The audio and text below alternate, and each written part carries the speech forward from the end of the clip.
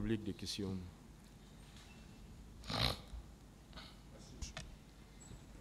Merci, Monsieur le Président. Merci également, honorable assesseur. Monsieur Odiba Kera. Oui. Voilà, moi, je voudrais d'abord savoir, avant de vous poser des questions par rapport à votre récit, je voudrais connaître quel est votre rapport étant ministre de la Jeunesse au moment des faits et la direction qui gérait le stade du 28 septembre. Quel était votre rapport? Non, mais nos rapports étaient des rapports sains, des rapports de collaboration. De collaboration. Ouais, Est-ce que vous êtes la hiérarchie supérieure? Oui, la tutelle, oui. La tutelle. Tout à fait. Quelle structure, quelle appellation pouvons-nous donner à la direction? C'est quelle structure? Non, c'est une structure, comment on appelle ça? Pas un EPA, mais c'est un service rattaché. C'est un service rattaché. Oh, oui, du ministère, oui. Mais toute décision qu'elle entreprend... C'est autonome, mais elle se réfère toujours à la tutelle. À la tutelle qui est...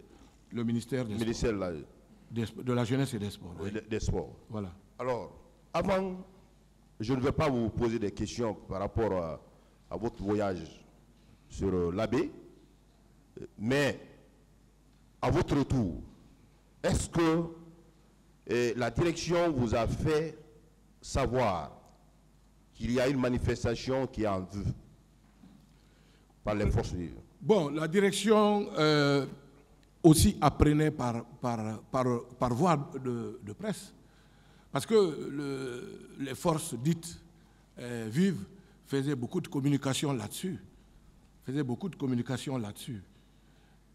Mais administrativement, est-ce que vous avez reçu... Non, ils ne m'ont pas envoyé de courrier que moi j'ai reçu, que j'ai vu. Non.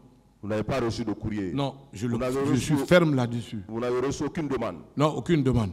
Reçu... Jusqu'au jour où je quittais Conakry, et parce que lundi était férié, je suis revenu le mardi, j'ai posé la question, je n'ai pas reçu de courrier. Je suis ferme là-dessus. Alors, vous êtes arrivé, vous dites le 27. Oui, le 27. Le 27. Est-ce que, étant membre du gouvernement, vous avez eu à participer à une réunion quelconque? Non, aucune réunion. Avec vos homologues? Non, aucune réunion. Je viens de le dire au président du tribunal, aucune réunion. Aucune réunion? Non, spécifiquement. Étant ministre de la Jeunesse, alors que le stade du 28 septembre était prévu pour cette manifestation, vous n'avez jamais été interpellé par la hiérarchie pour vous parler de cette situation? Non, parce que simplement la hiérarchie savait que les décisions avaient été prises 3 semaines avant que le stade n'était pas disponible. La hiérarchie ne vous a pas donné de consignes fermes pour empêcher ou pour ne pas mettre le stade à la disposition des... Je suis ferme là-dessus. La hiérarchie, le président de la République, le Premier ministre, personne n'a fait une pression par rapport à ça. Et cette décision a été prise de commun accord avec la Fédération guinéenne de football qui propose, d'ailleurs, quand il y a des trucs, qui nous donne des directives à suivre. Voilà. Et quand c'est comme ça, nous prenons automatiquement des dispositions parce qu'en cas de défaite, il ne faut pas que ces structures-là disent « Ah, c'est le gouvernement ou le ministère qui a fait que nous avons fait ceci, cela ». Non.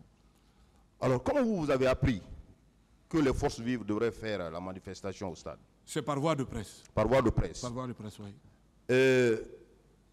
Vous venez de dire tout à l'heure qu'il y avait eu une interdiction de toute activité sportive au stade, en prélude du match des compétitions combinées Coupe du Monde, Coupe d'Afrique. Et la Guinée devrait affronter le Burkina Faso, si je ne me trompe. Tout à fait. Cette interdiction s'étendait sur toutes les activités sportives ou bien c'était seulement sur la pelouse ou l'esplanade de 28 septembre? J'ai été très précis que c'était la pelouse du 28 septembre et que les matchs et des manifestations pouvaient se faire au stade annexe. Et j'ai aussi relevé que le stade du 28 septembre est un stade omnisport, c'est-à-dire qu'il y a plusieurs disciplines qui sont pratiquées. Du tennis de table, comment on appelle ça, à la boxe, au judo, au basketball, au handball. Toutes ces disciplines-là se pratiquent au stade du 28 septembre. Vous ne pouvez pas bloquer le stade, vous ne pouvez pas fermer le stade du 28 septembre. Ce n'est pas possible. Mais c'est la pelouse du stade qui devrait avoir une inspection conjointe de la FIFA et de la CAF, quelques jours avant.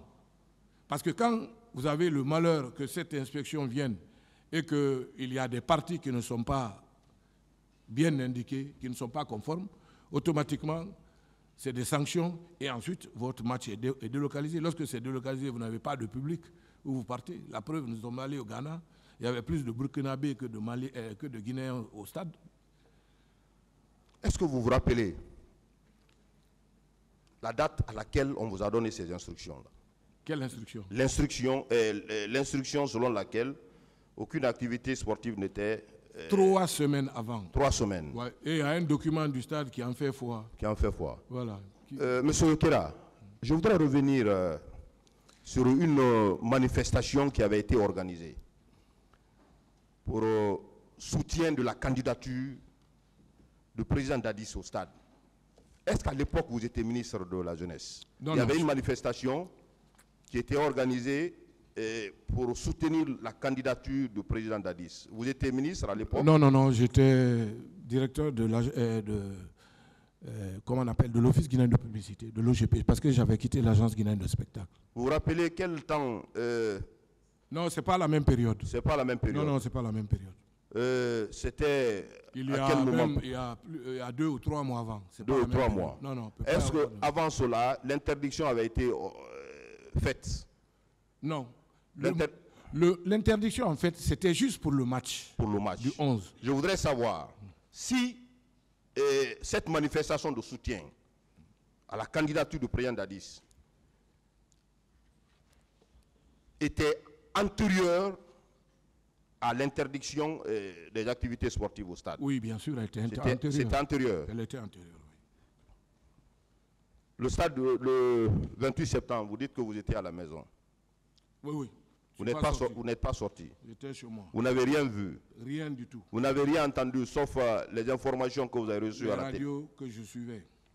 Je vais m'appesantir sur votre présence après 10 jours au stade. Qu'est-ce qui vous a motivé de venir au stade après 10 jours?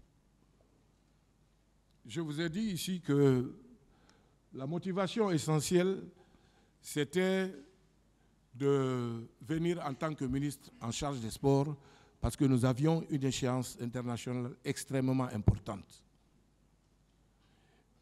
Sachant que les services de sécurité, je ne sais pas comment on appelle ça, les services scientifiques de la gendarmerie, de la police, et d'autres structures internationales feraient le travail comment on appelle ça, d'enquête, qui faisaient leur travail. Nous sommes venus juste constater et nous sommes repartis. C'était juste le motif de votre déplacement? Le motif, oui. Alors, qu'est-ce qui vous a motivé à demander au président, au PDG de la société Guico-Presse de faire les travaux de, si vous me permettez, de rénovation, puisqu'il y a eu des endroits qui ont été endommagés? Oui. Qu'est-ce qui vous a motivé? Ce qui m'a motivé, je vous l'ai dit. Sachant, je n'ai pas fini ma question, s'il vous plaît. Qu'est-ce qui vous a motivé, sachant qu'il y a eu ces événements macabres au stade du 28 septembre? Qu'est-ce qui vous a motivé réellement? Ou bien vous avez reçu une instruction de la hiérarchie? Je n'ai reçu aucune instruction. Je rappelle encore que je suis très responsable et je parle sous le contrôle, peut-être dans le box des accusés, celui qui est dans le box qui est le plus gradé de tout le monde, le président de la République, le président Dadis. Il me connaît depuis l'école. Il sait que je ne suis pas quelqu'un qu'on manipule. Personne, je n'ai reçu aucune instruction. C'était juste dans le souci de rendre notre terrain opérationnel pour ne pas que le match soit délocalisé. Et malheureusement, le match a été délocalisé. Malheureusement, très malheureusement.